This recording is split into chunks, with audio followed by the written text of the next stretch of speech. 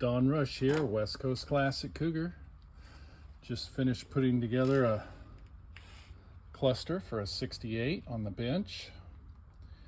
And no, you can't really snap this pad on easily on the bench, but I cheated and I put a piece of scrap lumber in the back and screwed that. So anyway, yeah, so much simpler than the XR7. You know, like I got a little lint inside here. I don't know if it's showing. Yeah, that's ugly.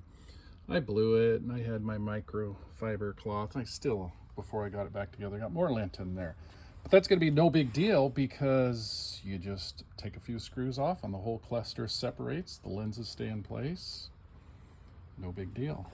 XR7 a little more convoluted.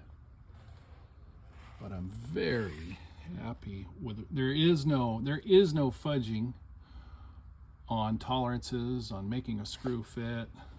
It just works, and it works better than factory. So much stronger, and the chrome quality is so much better. This is a reproduction we have. That's a must on this conversion. Does not come with the bezels. And in my opinion, buying the gauges is a must because of those chrome cones. If you want to cheap out, you can polish yours and just paint those cones silver or use a modeling pin, but it will look like you used a modeling pin.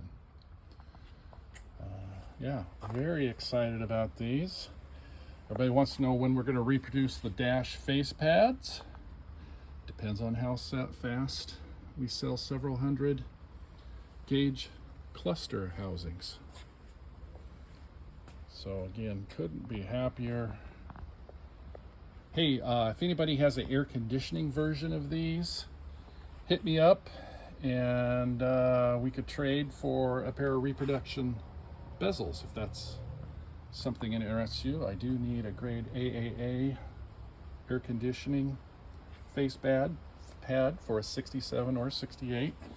They are the same for air conditioning, 67 and 8. The only difference is the trim. And I have trim for both. So I really don't care if you got 67 or 68. I need a air conditioning dash face pad, no cracks, not warped. I'd paint one. I got my own lenses if you're missing some lenses.